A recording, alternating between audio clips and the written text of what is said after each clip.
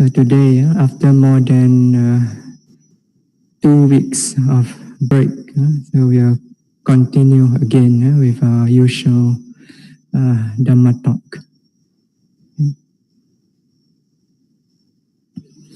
So when we last spoke, we were still in the middle of a discussion on the Satipatthana Sutta. So today we are actually supposed to resume this discussion on the Satipatthana Sutta.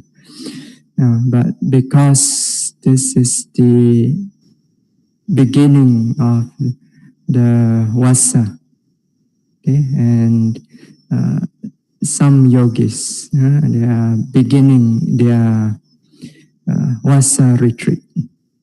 So we have a few yogis over here also in Santi Sukarama. And they are beginning their retreat here. But I think Siale has been here more than a month already. And I also know there are a few others who are, even though they are unable to come to the meditation centers to meditate due to the ongoing pandemic, but because a very strong desire to practice, so they have made some other arrangement to meditate during the Vassa in a suitable place. So they also are just beginning their retreat. So for their benefit, so I thought I'll just temporarily put on hold our Dhamma talk on the Satipatthana Sutta, and instead do what I usually do at the beginning of a retreat, that is to go through and review the basic instruction of the practice of Vipassana meditation in order to highlight and to emphasize some of the important points that are necessary for the yogis to take note of. So this will not only benefit those who are currently on retreat, so I'm very sure that it will also benefit those of you who are at home. So because I have faith in you that even though you are not on retreat, but you are still putting aside some time every day in order to do your practice. I have this faith in you. So, and as long as you are still continuing with your practice, so then this will also benefit you all. So now, of course, we will return to our Dhamma talk on Satipatthana Sutta later on, after we have completely review this basic instruction.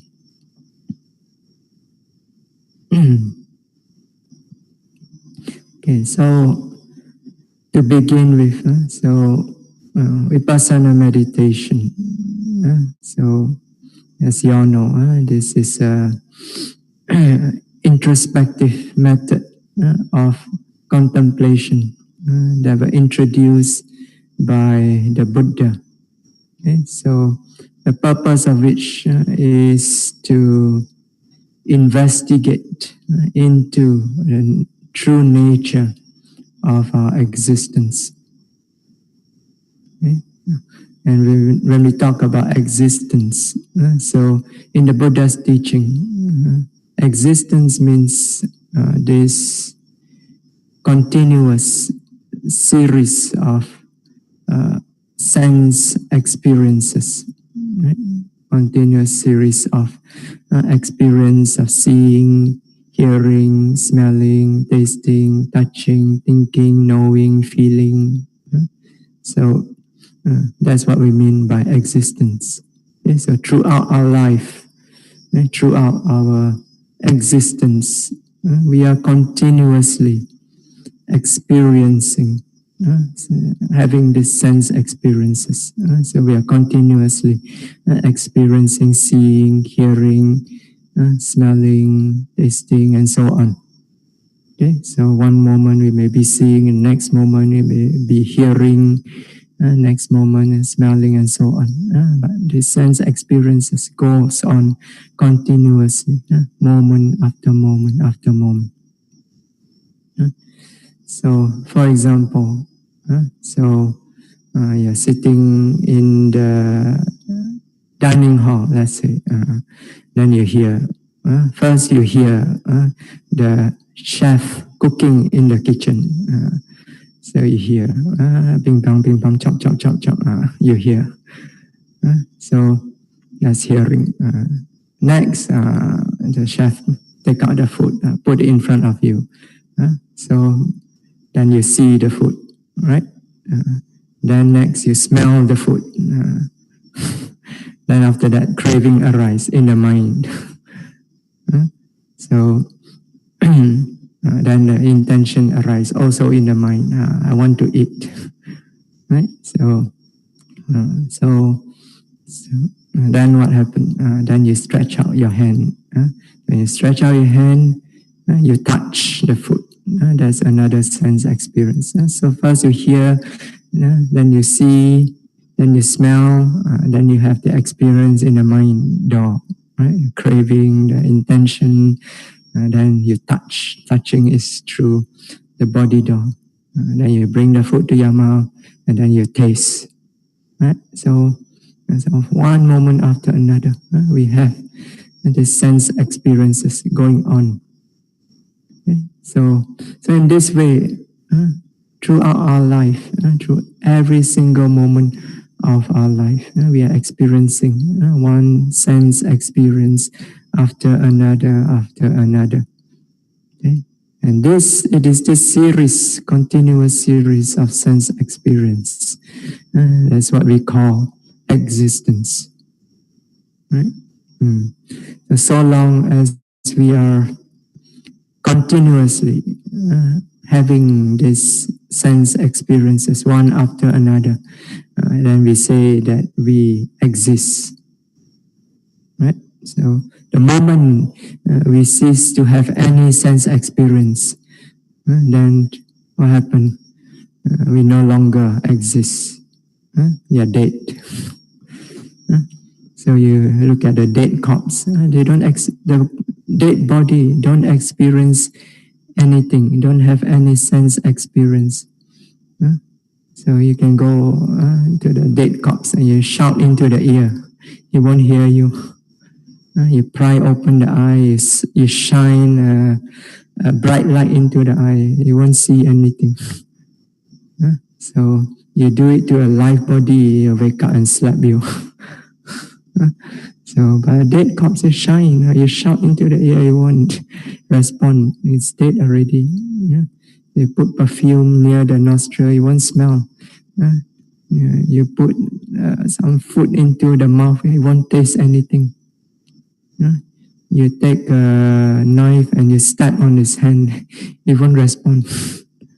Right? Because it's dead. No longer exists. The being that used to so-called occupy the body is no longer there, no longer exists in that body. Okay? So, so our existence basically refers to this continuous series of sense experience throughout our existence, throughout our life. And so since Vipassana meditation, its purpose is to investigate into the true nature of our existence. And so therefore Vipassana meditation, it involves the act of turning our attention to contemplate this continuous series of 6 sense experiences. moment after moment after moment. Okay, so to contemplate, as you should already know by now, anupassana. Okay, it means to observe carefully, to observe precisely, to observe continuously. So you continuously, you contemplate, you observe carefully, continuously, this series of sense experiences, moment after moment after moment, in order to gradually reveal the true nature of these sense experiences. Okay? So this is what we mean when we say to investigate into the true nature of existence. So now when we say this, we investigate into the series of sense experiences. So then some people ask, so if vipassana meditation involves the investigation into the six sense experiences, then why is it necessary for us to come for meditation retreat? Because you see, the argument is that outside of a retreat also, you also experience, we have six sense experiences, right? Outside of a retreat. You also experience seeing, you experience hearing, smelling, and so on, right?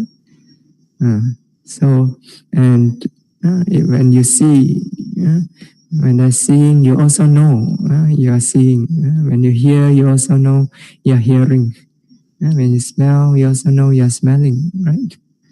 So, and so on. So,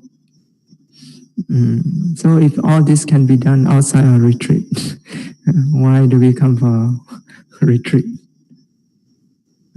So, no, it's because we come for a retreat. Because you see, outside of a retreat, normally in your everyday life outside a retreat, even though you know you're seeing, you know you're hearing, you know you're smelling, and so on, but that knowing is usually very superficial. Unless you have undergone some training in vipassana before, then there may be occasion where the sense experience can be very deep also. But generally, it's very superficial. Okay, so why? Because there are many things that there are many mental obstruction that prevents the mind from knowing deeply, knowing clearly. So there are various mental obstruction, like desire, attachment, craving, addiction, dislike, aversion, hatred, jealousy, restlessness, stress, worry, anxiety, and so on. So many mental obstruction. So, and all this mental obstruction, they obstruct the clarity of mind, prevent the mind from seeing clearly, from seeing deeply. Okay. So when you live a very busy life outside, right? So many worldly distraction. So all this mental obstruction tends to arise. Okay? So they prevent the mind from seeing deeply, from seeing clearly. So we need to clear all this mental obstruction away before the mind can look and see clearly into the nature of the sense experiences. Okay? So that means we need to purify the mind first. Okay? So we need to reach a state of mind called citta visuddhi, purity of mind, where all this mental obstruction are temporary cleared away, put aside. So, in another words, we must develop samadhi, a state of concentration, which is that steadiness, a state of steadiness, settledness, intense focus of mind, which enable the mind to settle down, to become totally at ease with the experience in the present moment, totally focused on the present experience without being distracted in any way. Okay? So you need to develop this samadhi. Okay? So, however, as you all very well know, it's actually very difficult to develop this state of samadhi in everyday life outside of a retreat, which is so full of worldly distraction, where you are constantly running, the mind is constantly running here and there, usually after objects of the past, object of the future, very rarely being in the present moment. Okay? So it's very difficult in such an unconducive environment, worldly environment, in order to develop this state of samadhi.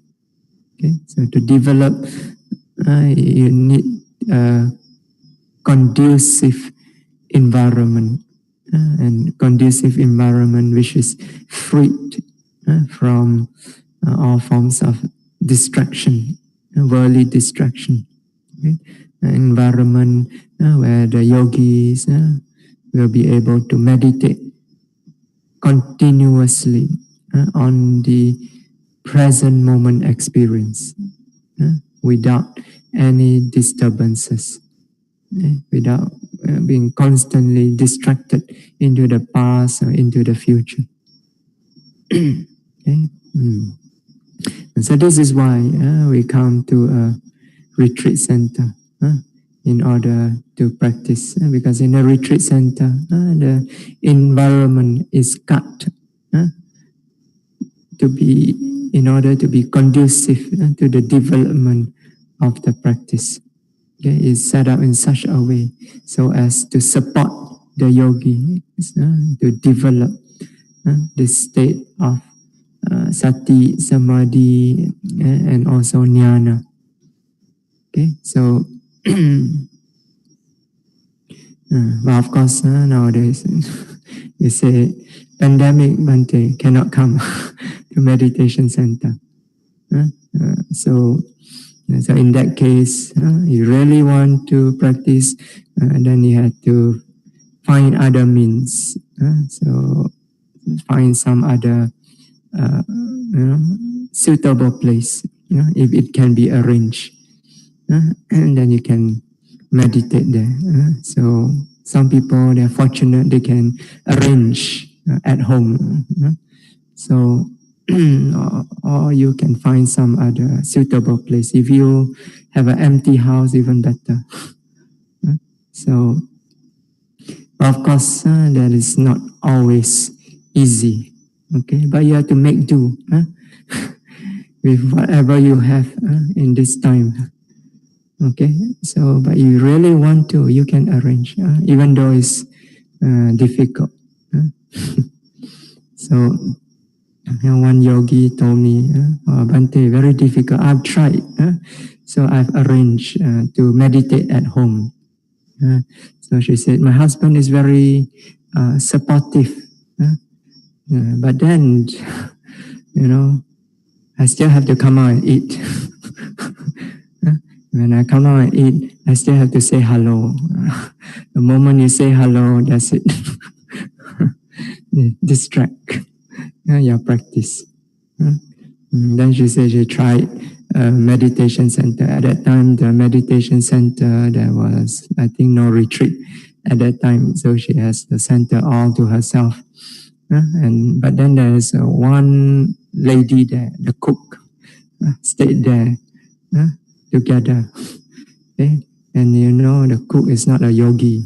And then stay all alone there in a meditation center can be very lonely.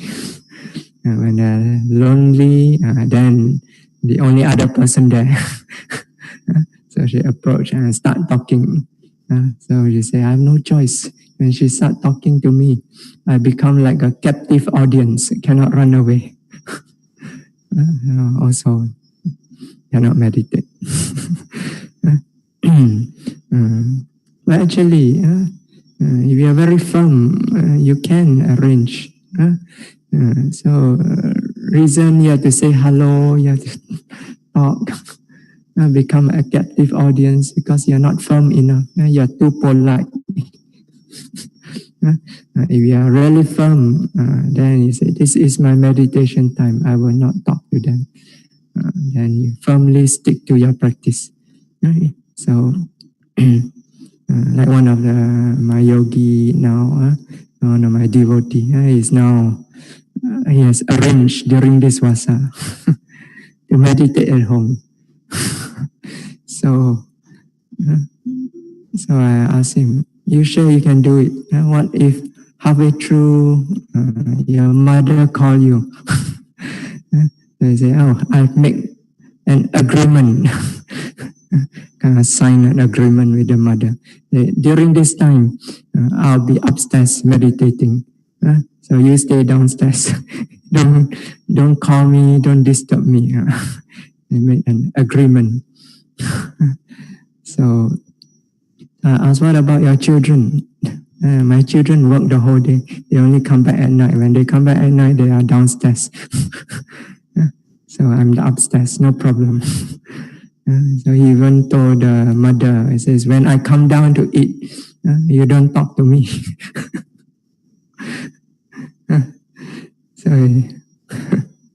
So I'll come down and eat, I will not talk to you. After I eat, I go upstairs. So he said, don't even talk to me. Don't even ask me how is the food. So he made an arrangement. I haven't asked him whether he's successful or not. Tomorrow I will ask him. Tomorrow I will interview him through the phone. So if you really want to, it can be arranged. So that even though you cannot come to the meditation center, you can still find some way, make some arrangement. Right now in Penang Peace House, nobody's staying. Y'all can go. Y'all have the key. There's nobody there. So you can meditate all you want there. Nobody will disturb you.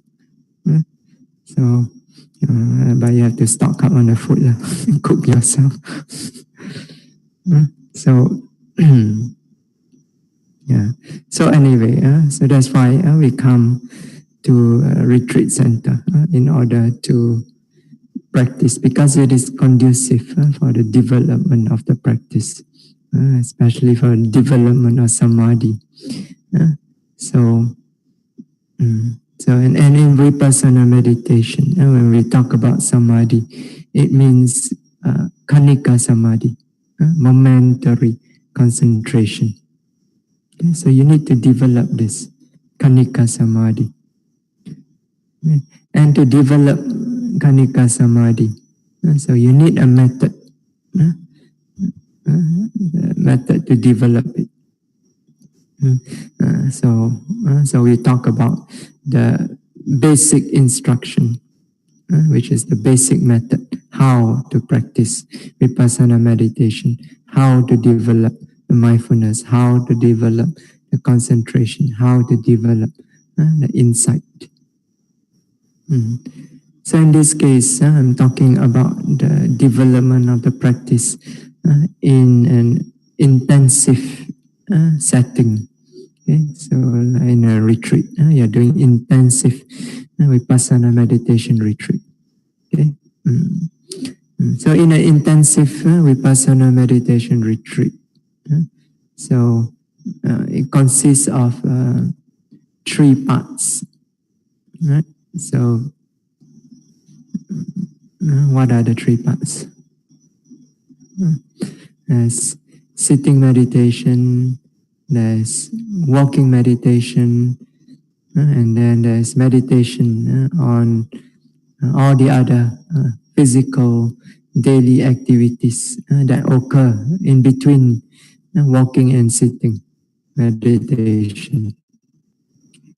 So 3 parts: walking meditation, sitting meditation, and then you can say daily activity meditation. Okay. So all these 3 parts, they are meditation. Okay, not just sitting meditation. Okay, so all 3 are meditation. Okay, so that means so you need to carry them out seriously. Okay, so they are all important for the development of a practice in an intensive retreat. Okay, so some yogis, so they meditate with this attitude. They think only sitting meditation is important. So they only meditate seriously during the sitting meditation. So as for walking meditation, they say take it lightly lah. So that's the attitude. So they don't take the walking meditation seriously. So they think that walking meditation is only to fill in the time in between the sitting. So they say, if I can sit the whole day, I will sit the whole day. But since I cannot sit the whole day, so I have to get out and walk. So walking is only to fill in the time in between the sitting. So that is the attitude. So when they do the walking meditation, they don't take it seriously. Okay? They don't do it seriously. When it comes to daily activities, even less serious. So they want to quickly get over with it and go back to the sitting. And then all the old habits come back. So they rush through, just like you do outside of a retreat. You do everything in a rush. So in the daily activities, and eat also eat in a rush. When they do the bowing, also bow in a rush. And when they walk from one place to another, also walk quickly. Very quickly, they want to go back to their sitting. So you meditate like this in a retreat. This is wrong attitude. So your practice will not be complete in this way. So you're only practicing 1/3 of your practice in a retreat. So the other 2/3, the walking and the daily activity, you're not practicing seriously. So you're only 1/3 yogi, not full yogi. So you need to take all these 3 meditation, walking, sitting, and daily activities seriously. So you need to meditate with the same intensity in all 3 meditation. Okay? So you need to carry out your walking meditation and the meditation of your daily activities with the same intensity as you do during the sitting meditation. Okay. So the idea of these 3 parts of the retreat is so that to help the yogis in order to develop continuous mindful noting throughout the day. Okay, so that means anupassana. Okay, so so you need to develop this continuous mindful noting throughout the day. Then only your noting mind can develop. Okay, so So to develop this continuous mindful noting, you need to meditate continuously throughout the day. So not just during your sitting meditation, but also during your walking and during your daily activities. Okay, so the mindful noting during the sitting meditation must carry over after you finish your sitting meditation. The mindfulness must continue, must not stop once you stop your sitting meditation. It must continue. It must carry over to your walking meditation. Okay? And then the mindfulness, the mindful noting from the walking meditation must not stop after your walking meditation. It must carry over to your daily activities. And then from there, it must carry back to the sitting meditation. In this way, it must go on continuously throughout the day. Okay? So this is anupassana. So, and as we have explained before, this anupassana, this continuity of mindful noting throughout the day is very important in order to help the yogis to build up strength and momentum of the practice, which leads gradually to the establishing of samadhi, concentration. So as a yogi, you need to make effort in all three parts of meditation in an intensive retreat. Okay? So that you build up the momentum of your practice throughout the day. Okay? So you have to meditate continuously, from walking meditation to sitting meditation to your meditation in daily activities. You have to make sure the noting continue on and on and on and on. And so that moment after moment after moment of noting, you build up the strength of your noting mind, and you build up the momentum of the noting mind. Okay? Then only the mindfulness will develop, the concentration will develop. Then only the insight will arise. Okay, so first let us talk about the sitting meditation. Okay, so so for sitting meditation, so first you need to, of course, adopt a suitable sitting posture. Okay, so now, traditionally, usually yogis, especially here in Asia, the traditional sitting meditation posture is to sit on the floor, cross-legged, okay, with your spine upright. Right? So upright, but relax. Okay, you have to relax. You're upright, but not too stiff. You have to be relaxed. And the shoulders drop down, not too stiff. Stiff like this, after a while, you become uncomfortable. Okay, so, and of course, you can sit on a cushion, meditation cushion, if you like. Okay, so some people don't like to sit on a cushion; they prefer the hard floor. So, up to you. Whichever you feel more comfortable with.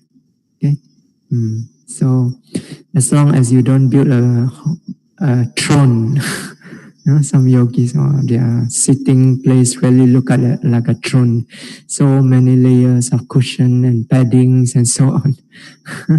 It looks like an emperor throne. So you have to adopt a posture that is comfortable. Okay, so you sit cross-legged.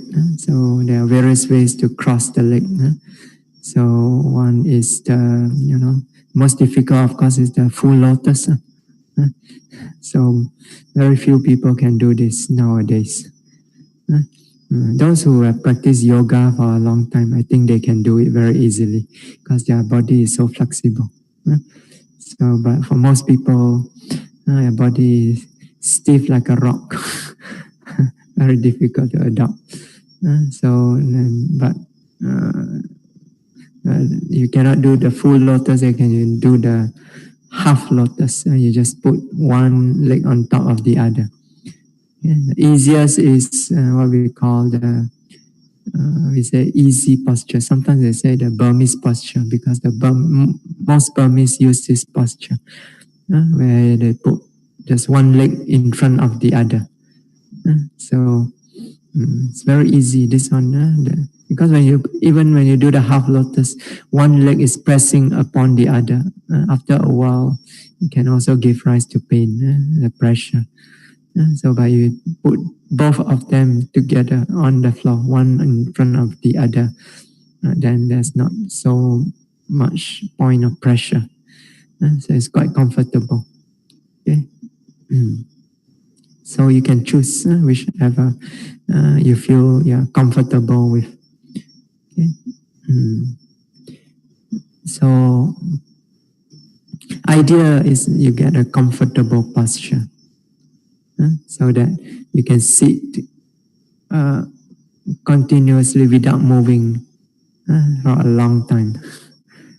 So in the beginning, at least 1 hour. In a retreat, that's the standard, 1 hour. So the posture must be comfortable enough so that you can sit continuously without moving.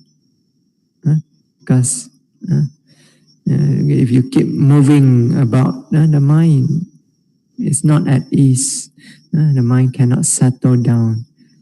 Then you cannot develop the samadhi.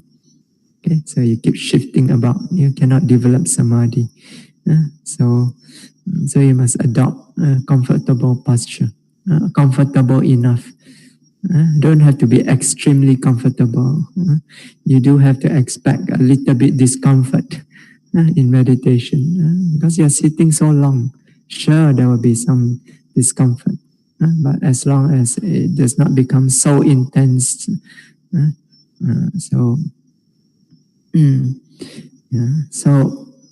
the idea is to have a comfortable posture. You can sit still without having to move.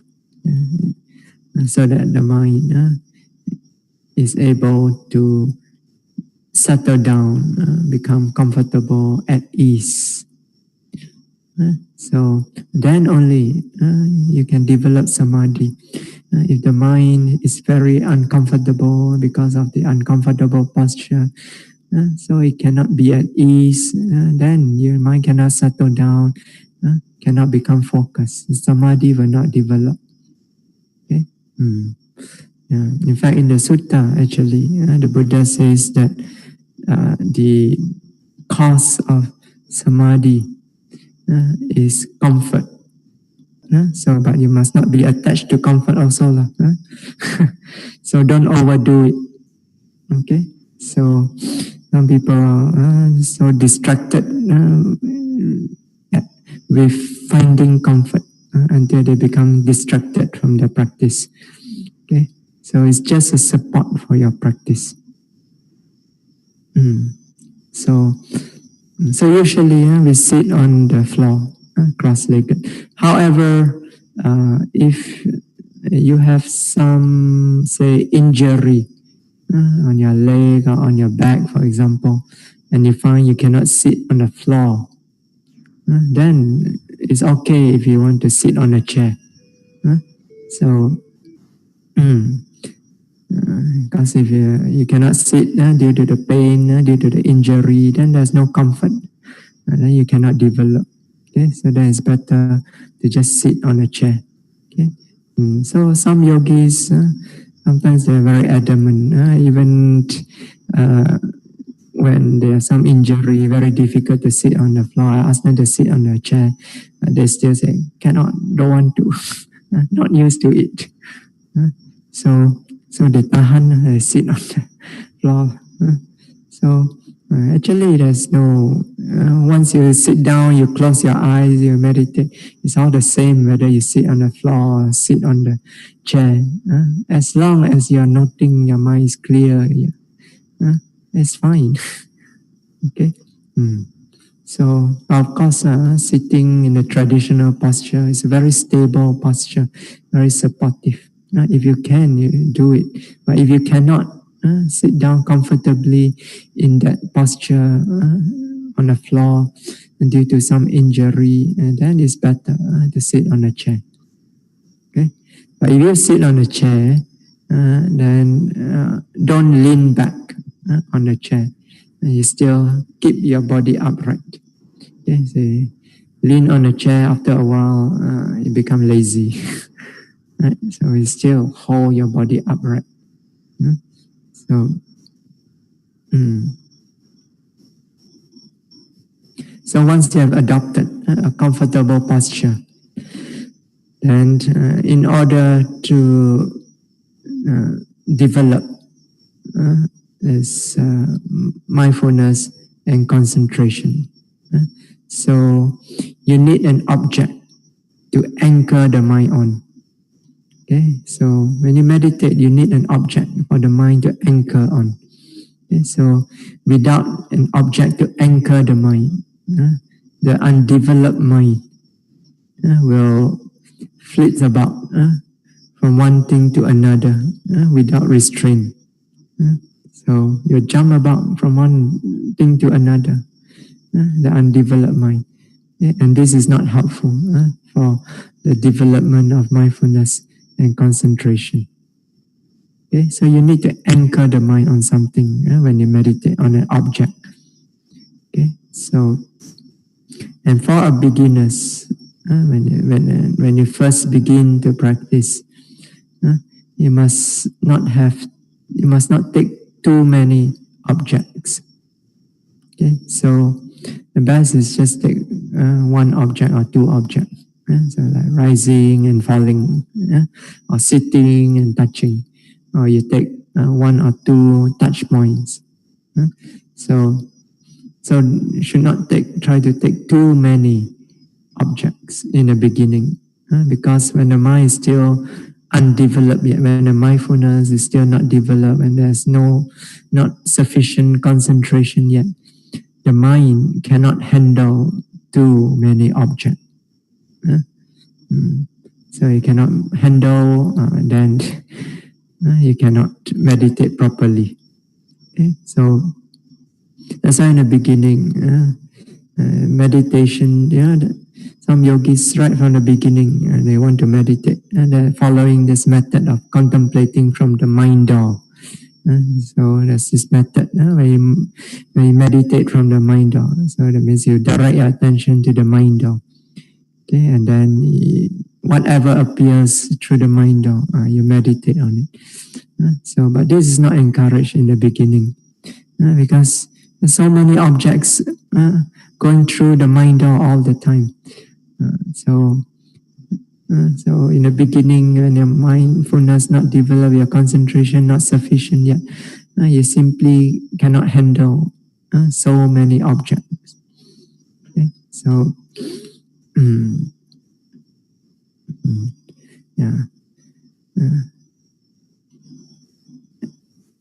so not too many objects in the beginning, and the object also must be simple and easy to discern. So in the beginning, you'll be usually the physical object connected with the body. So kaya. Okay, so because this the physical sensation in the body, they are very gross. So it's very easy for the mind to discern them. Okay, so if you take very subtle objects right from the beginning, like some yogis try to meditate on the consciousness right from the beginning. So consciousness is so subtle, and it's so subtle, and your mind is not ready for it. You cannot discern it continuously. So now and then you may be able to see here and there, but not continuously. So if you cannot discern it continuously, that means the mindfulness cannot occur continuously, and there will be many breaks in between. Okay? So the mindfulness will not be continuous. So if it's not continuous, then it cannot develop its strength. So it's constantly being interrupted. Okay, so but bodily sensation is very clear, easy to discern. Okay, so so when it's easy to discern, and the mindfulness can occur continuously. So you can go on continuously. Then there is anupassana. Then you can develop. The mindfulness can develop.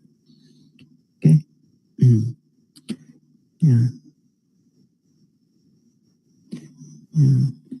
So in the beginning, you need an object to anchor the mind on. Okay, and this object is what we call the primary object, which is the main object that we use in order to develop mindfulness and concentration. Okay, so yeah, so this means that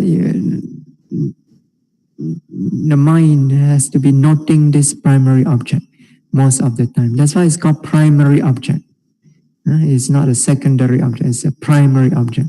That means you are noting it's most of the time with this object. You are using this object. And this primary object is the object that you use in order to develop mindfulness and concentration. So to develop it, you have to be continuously on this object. Okay? So,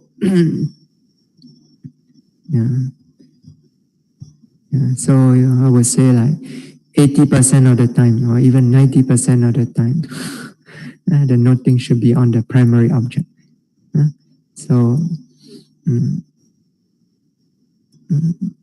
some yogis, come in for interview. I ask, what is your primary object? Rising, falling.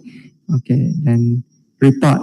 When they say report, then they start to report all the secondary objects.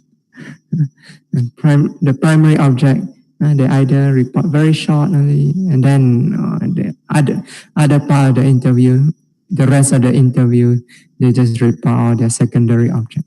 So that means your attention is most of the time with the secondary object. That means the rising falling is no longer your primary object. So the secondary object becomes your primary object.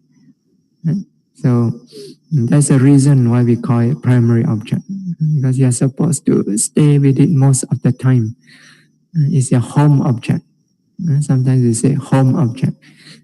So when you have nothing to do, you always return home. You stay at home most of the time until you have something to do outside, something important to do. Not important also, you don't go out, right? So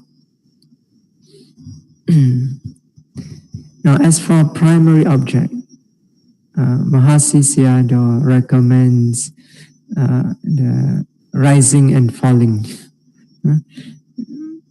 connected with the breathing. Okay, so usually we say rising, falling of the abdomen. Okay, so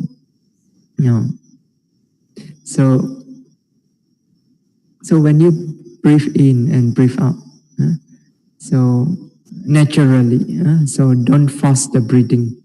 So when you take rising, falling as your primary object, so you must not force the breathing, you must not control the breathing in any way. The breathing has to be natural. Okay? So when you breathe naturally, when you breathe in naturally, there will be some movement somewhere in front here. Right? So traditionally we say the rising, falling of the abdomen. Okay? But for some people, they may not be able to feel it on the abdomen. So some people really, they are so thin when they breathe, the abdomen hardly move at all. But they may be able to feel it on the chest. And some may be able to feel it around the diaphragm. So wherever you feel this movement clearly, this natural movement connected with the natural breathing, wherever you feel it most clearly, you bring your attention there. That is your rising, falling. So when you breathe in, naturally, there will be some movement, some upward movement, either in the abdomen or on the chest or on the diaphragm. So similarly, when you breathe out, there will be naturally there will be some kind of downward movement. Okay? So wherever you feel this most clearly, so you bring your attention to that. That is the rising, falling. Okay, it must be connected with your natural breathing. Okay, not something that you force, not something that you create. Okay. So Mahasi Sayadaw, he recommends this object of rising, falling. So this is chosen because rising, falling is always present. It's always present. Why? Because you're always breathing, right? So if you're always breathing, then there's always rising, falling. And actually, it's easy to discern. Rising, falling is easy to discern if you are relaxed enough. So that's why when you take this as an object, you must be relaxed. You must not force or control the breathing. Okay, so it must be natural breathing. Okay, so how do you contemplate this rising, falling? So when you breathe in, it rises, right? So as soon as the rising movement occur, immediately yogi must bring the attention to the movement. Immediately the attention must be directed towards the movement and connect precisely with the movement, okay, as soon as it arises. So and in directing the attention, connecting with the movement precisely, you must not force the mind too hard on the object. Okay, and just make effort to direct the attention to the movement and to connect with it precisely. And then just allow the mind to feel the movement and then to flow with the movement as it occurs continuously from beginning to the end. Okay, so that's all you do. You don't have to force too hard. Okay? So simply direct the attention immediately as soon as the movement occurs. Simply direct the attention immediately to the movement and connect with it precisely. Okay? Then simply allow the mind to just feel the movement, feel it and flow with it continuously from beginning right to the very end. Okay. And in doing so, the mind must be concurrent with the movement. Okay, it must synchronize with the movement. Okay, so that means so the movement occur. So as soon as it occur, the mind's together with it. Then as it continue to rise, so it rise again. The mind occur together with it. It goes further again. It occurs. So continuously from beginning to the end, the mind is together with the movement, synchronized with it, connected with it. Okay, so so that's how you note the rising movement, and in the same way also you note the falling movement. So you note the rising continuously from beginning to the end, right? Follow it precisely, connect with it precisely, flow with it continuously, and right to the very end. And then as soon as the falling movement occur again, immediately attention is there, connect with it precisely, and then you just feel it, flow with it continuously from beginning to the very end. Okay, so that's how you note the rising and falling. Okay, so that's called noting. So that means you bring your mind to the object, direct the attention to the object, connect with it precisely, and then follow it, observe it carefully, continuously. Okay, that's called noting. Now, as you are noting, you can also label what you are noting, label the experience you are noting. Okay, so for example, when you're noting the rising movement, so as you're noting, you're following it continuously, so you can put a label on the experience of rising.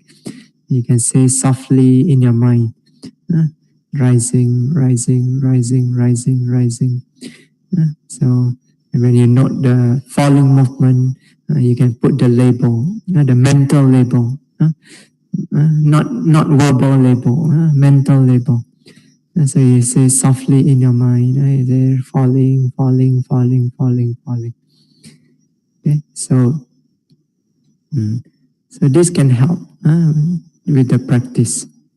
Okay, so it can help to direct the mind to the object that you are, the label. By using a label, you can direct the mind more precisely onto the object that you are noting. So when the rising occur, then you say rising. The moment you say rising, the mind is like as if being directed towards the experience of rising. So the act of labeling is it kind of direct the mind towards the experience that is being labeled. Okay, so it goes, the noting mind immediately goes to the experience. Okay, so labeling can be helpful to continuously point the mind towards the object that it should be noting. So it kind of is like a constant reminder. As you are noting rising, if you say, keep labeling rising, rising, rising, rising. So it's like a reminder for the mind that it must constantly go to the experience of rising and to note it. Okay, so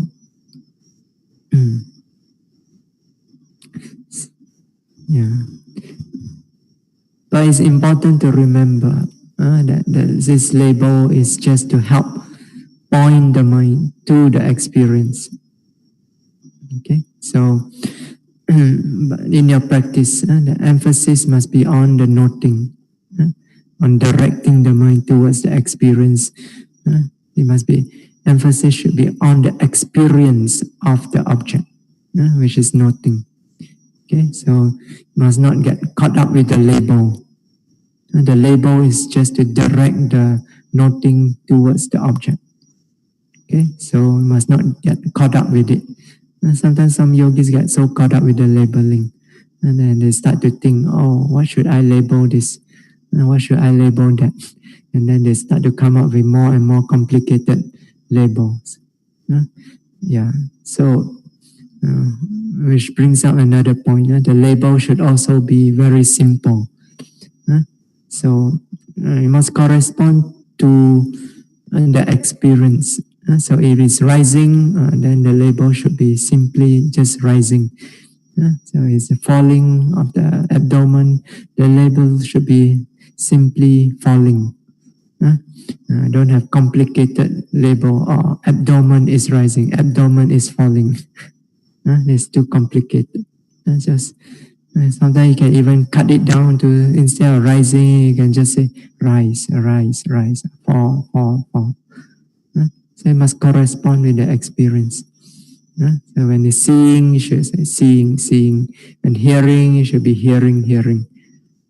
Not hearing sound or hearing insect. That's too complicated already. So very simple label that correspond with the experience that is noted. Okay, so don't get too caught up with the labeling. Okay, so sometimes you do not know what to label, right? So then just simply label as knowing, knowing, or feeling, feeling. So don't stop to think, what should I label this? You stop to think, then you're thinking, you're not meditating. Okay, so you don't know what to label, then simply label as knowing, knowing. Okay, so idea is don't get caught up with the labeling. So meditation is noting, not labeling. So at all times, your emphasis should be on the noting. Okay, so the labeling is just a support to help direct the mind to note the object. Okay, so it's just like a signboard that points you to a particular place. Okay, so when you see a signboard that points, what do? You must follow the direction, right? For example, you're traveling to Santi Sukarama, for example. So you travel. So from Kota Tinggi town, you drive along Jalan Lombong. So as you go along, then after a while, somewhere on the left, you saw the sign Santi Sukarama pointing there. So what do you do when you see this sign? Do you drive your car up to the sign and then get out of your car, hug the sign and say, finally I arrived? You don't do that, right? So what do? You follow the sign. So you continue driving, you follow the sign. And then you follow the sign, you go up the hillock, and then you come down the other side, and then you see more signs pointing you towards the center, and then you continue to follow the sign past the main gate, past the small forest, then finally you arrive at the center, and then you see Sister Sam. When you see Sister Sam, you know you have arrived. So you must follow the sign. Don't get caught up with the sign. The sign is pointing you somewhere, so you must go towards where it points to. In the Zen tradition, they say the finger points to the moon. You must follow where the finger is pointing towards the moon. Don't get caught up with the finger. So,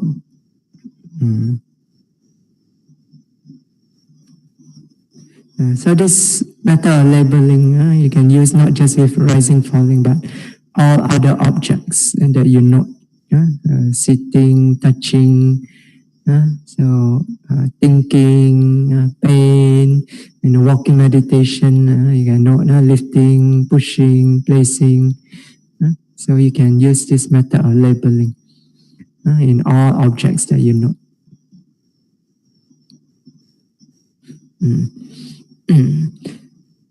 So first, you try to follow. When you're not rising, falling, first you try to follow each rising, each falling. You try to follow them continuously from beginning to the end of each movement. When you're not rising, you try to follow from the very beginning continuously right to the very end.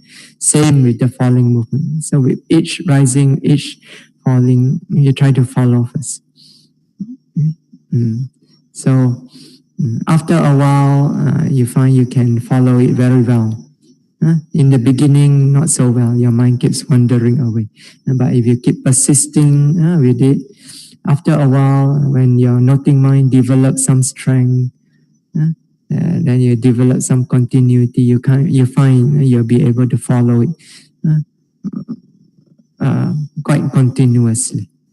Okay, so when you can follow it well, then you make extra effort as you're following the rising and falling movement. You make the extra effort in order to feel the physical sensation connected with the rising or falling movement. Sensations such as, for example, tightness, or tension, pushing, and so on. Okay? So you make effort to feel whatever sensation is present. Okay, so Again, you use your mind to feel it. As you feel, you can feel all these different sensations. So as you're not rising, then you can feel, you make effort to feel.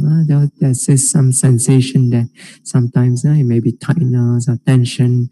So whatever sensation is there, you just open up your mind and feel it.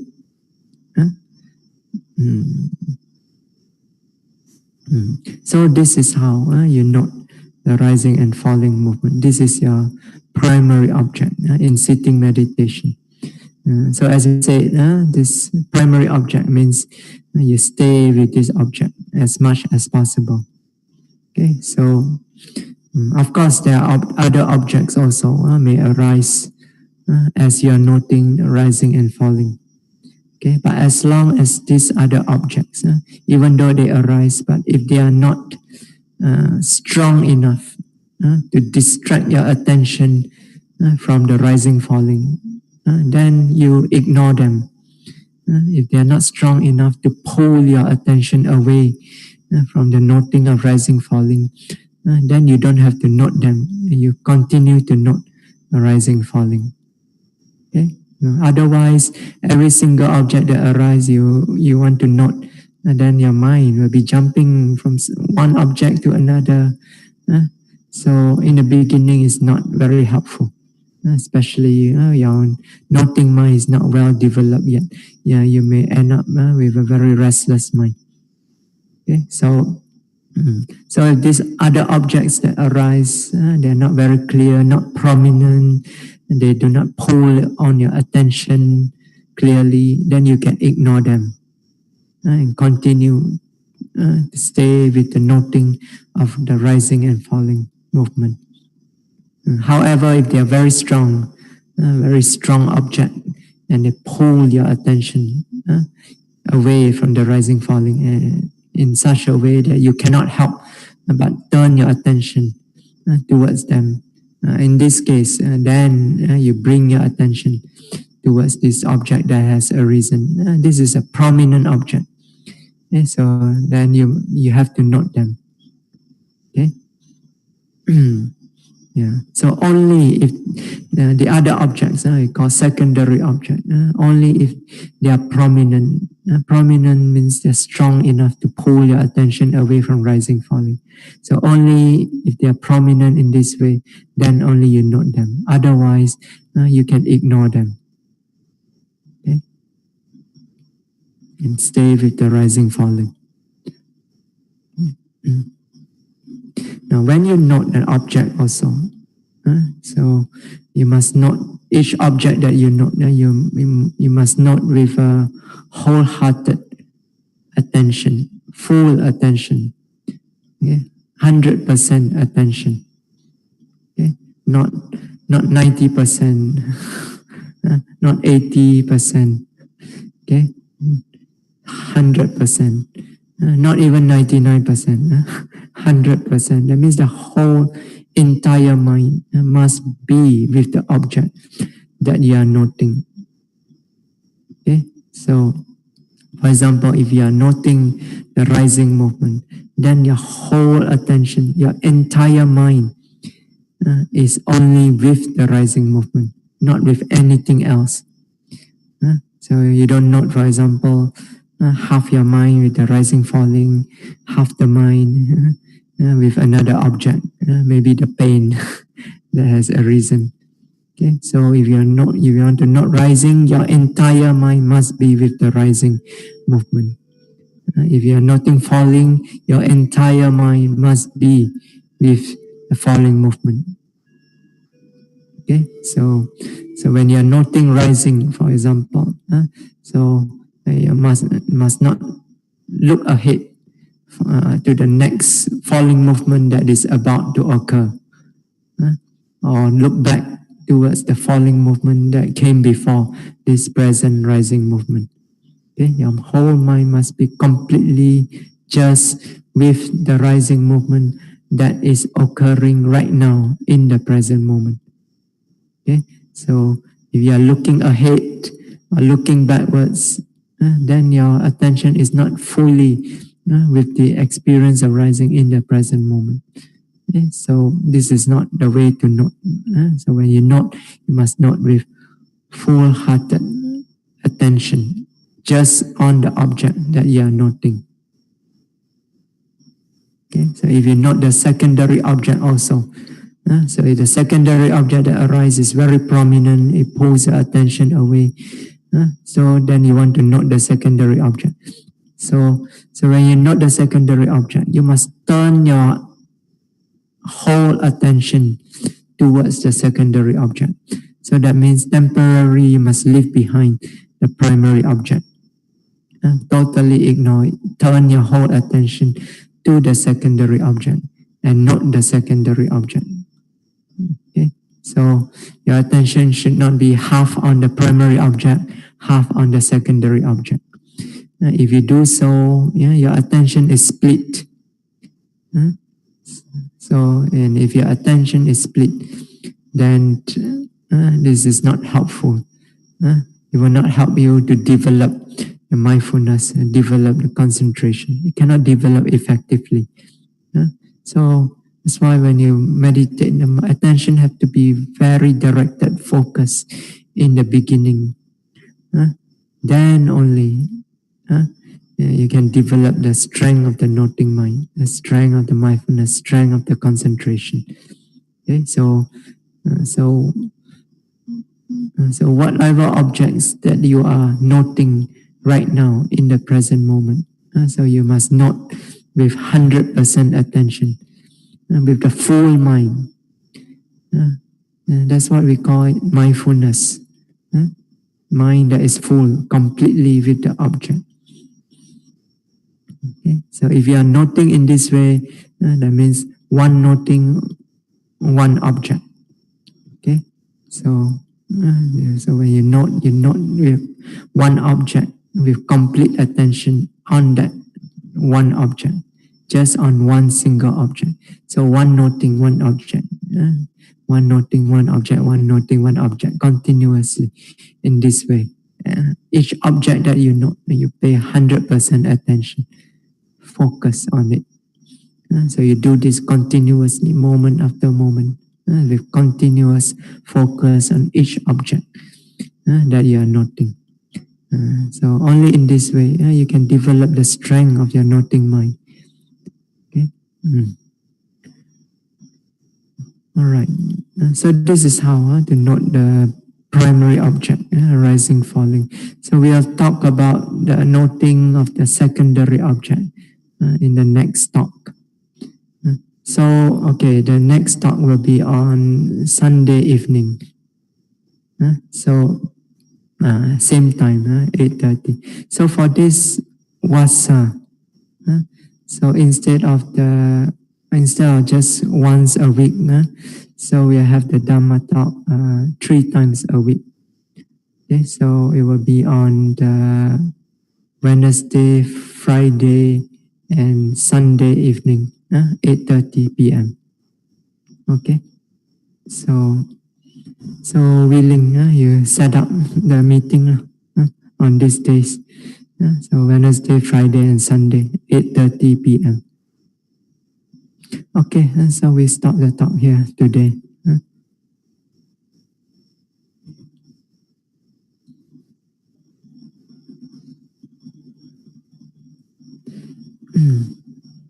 Have any questions?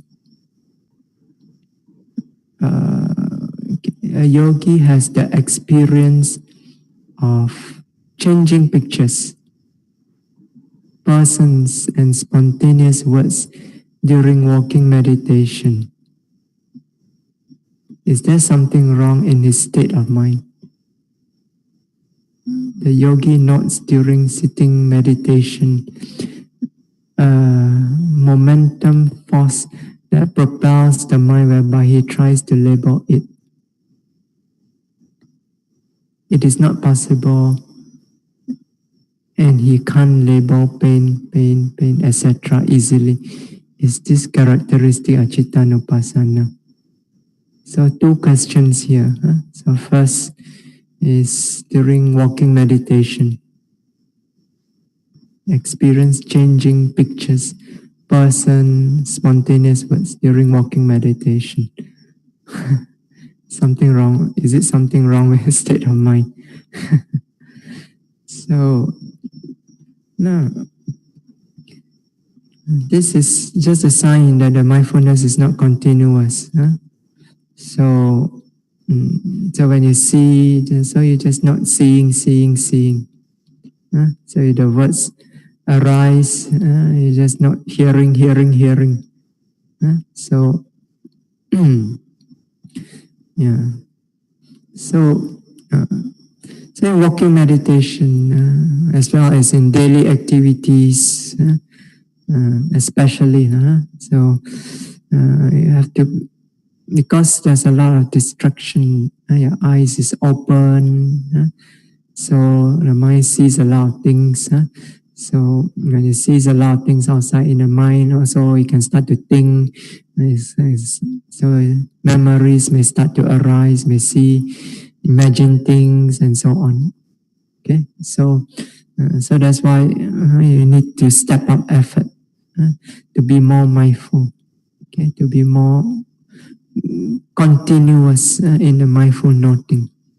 Okay, so when you note the steps, so rising, pushing, placing. Okay, so yeah, you have to make extra effort so that the mind stick continuously with the noting of these steps. Okay, the idea is that the noting is so continuous that there is no opportunity for any other mental activities to arise. Okay, so in the Dhammapada, the Buddha mentioned something about this. He says he compared the mind to similar to like an atap roof. So yeah, atap roof is not, you don't touch it very well, and then there's a lot of holes in between. So when it rains, the water can leak through. So if you touch it very well, very compact, so that there is no holes in between. So it's very well touched. Then when it rains, the water cannot leak through. So similarly, with our noting mind, so we must touch it very well. Touch it well means the noting must be so-called compact, in the sense that one noting must be followed immediately by another, and then immediately by another, and another, continuously, without any gaps. Okay? This is called a noting mind that is well touched. So as Sayadaw Pandita used to instruct us, he says, you must note in such a way that you must make sure that one noting is followed immediately by another noting, and that is followed immediately by another and another, continuously in this way. And then in this way, you make effort to note in this way, there's no gap in the noting. When there's no gap in the noting, that means all your mental energy is invested only in the work of noting.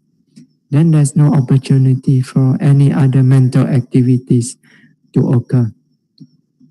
Okay? But if your noting is not continuous, your mind is full of holes, not well touched. So the moment there's any gaps, immediately all the defilements will come in. Then you start to have all this imagination and so on. It will come in. Okay, so you must make sure to touch your mind very well, so that there's no gap in the noting mind. If there's any gap, that means your mental energy is leaking towards all this extraneous mental activity. So it is like your, sometimes your phone battery. So you charge it 100%, but after just a short while, you see it drops down to 50%. Then you check and see, and then you find, oh, there are some of these silent app running in the background that you do not know, and they are taking up all your battery. So it means your battery energy is leaking. So you must shut down all these apps. So, so in the same way, in your practice also, you must shut down all these other apps running in your mind that is sapping your mental energy. We call this the hindrances. So you must clear them away through continuous, relentless noting. Clear them away. And so when you meditate continuously, so you're directing all your mental energy only towards the work of noting. Then the mental energy is conserved only for the work of noting. It doesn't leak out to all these other extraneous activities. Okay. And the second one, it says the yogi notes during sitting meditation. This is a momentum force that propels the mind, whereby if he tries to label it, it is not possible. He can't label pain easily. So does that mean, what you mean is that the mind can actually momentum force. So there is a force that propels the mind.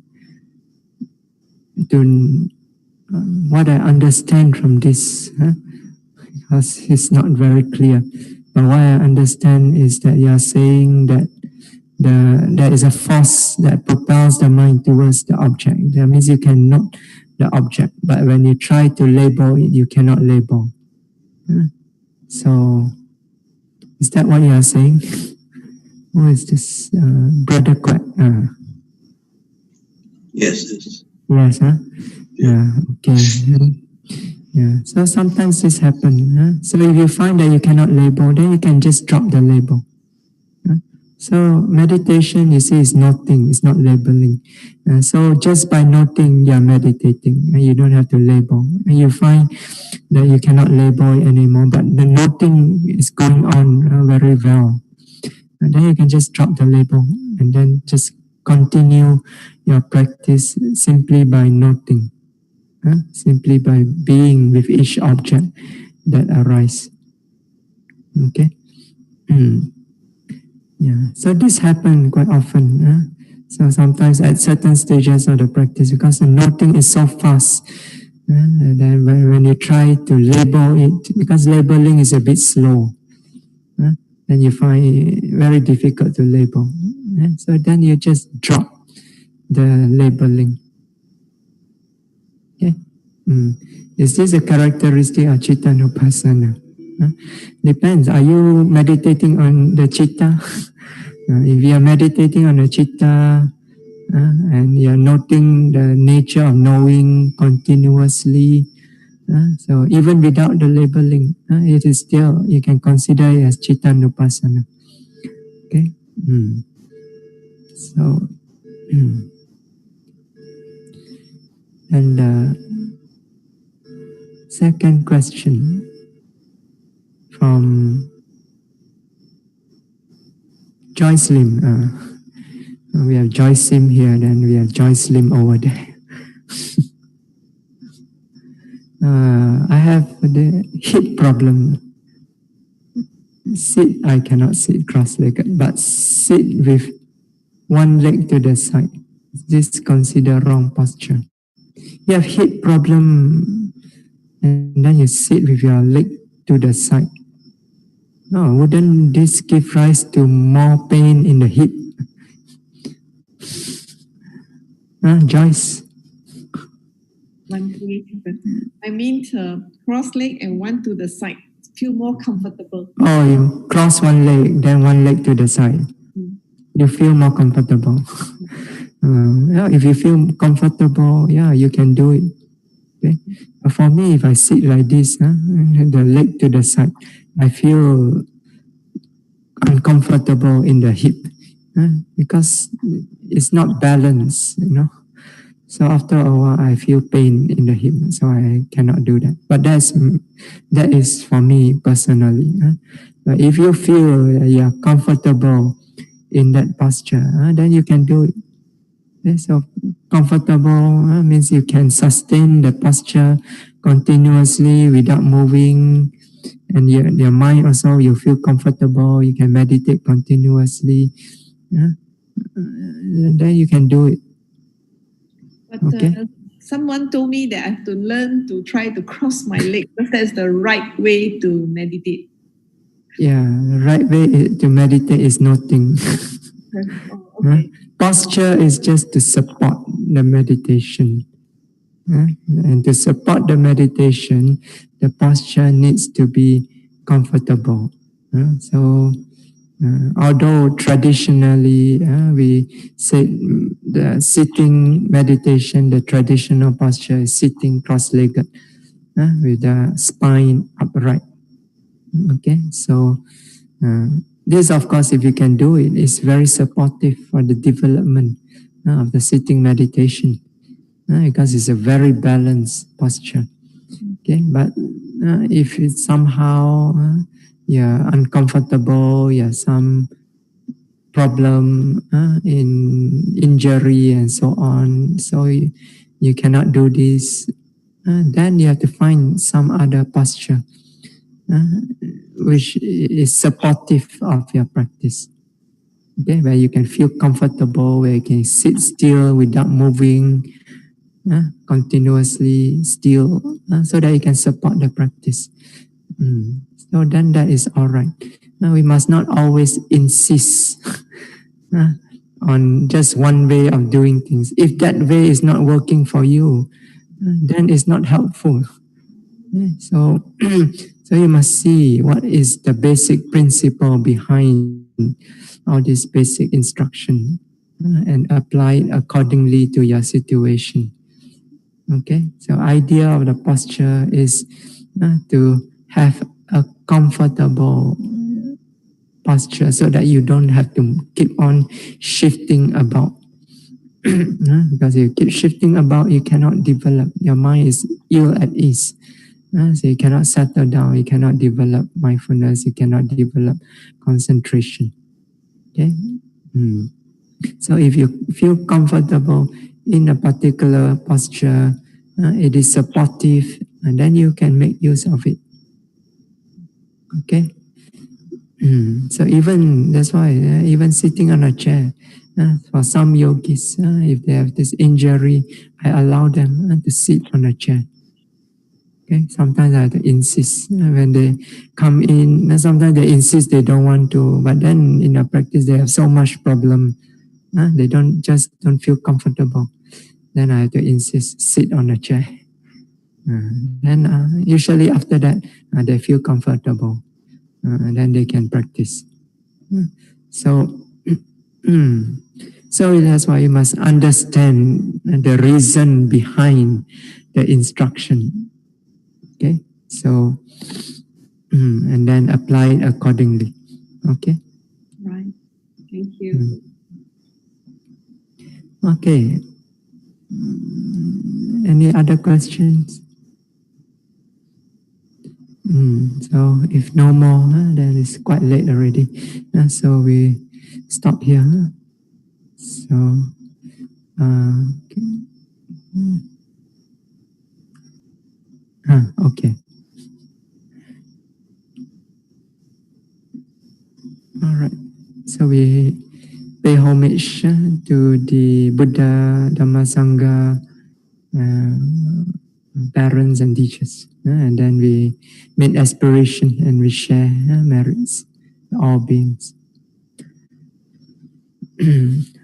Imaya Dhammanu Dhamma Patipatiya Buddham Pujemi. Imaya Dhammanu Dhamma Patipatiya Dhammam Pujemi. Imaya Dhamma nu Dhamma Patipatiya Sangham Pujemi Imaya Dhamma nu Dhamma Patipatiya Mata Pitunam Pujemi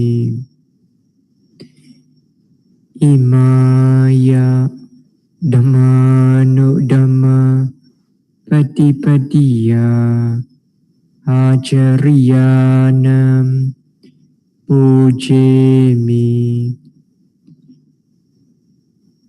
Ada Imaya Patipadaya Jaramranamha Rimocesami Idame Punyam Asawakaya Waham Hodu Idame Punyam Nibbanasa Pacayo Hodu Idame Silam Magaphalanyanasa Pacayo Hodu Imam no Punya Bhagam Sabbasatanam Dema Imam no Punya Bhagam Sabbasatanam Dema Imam no Punya Bhagam Sabbasatanam Dema Sadhu Sadhu Sadhu. So may all of you be well, happy and peaceful always. May you all be able to experience the peace, unconditioned peace of Nibbana through your practice of the Dhamma.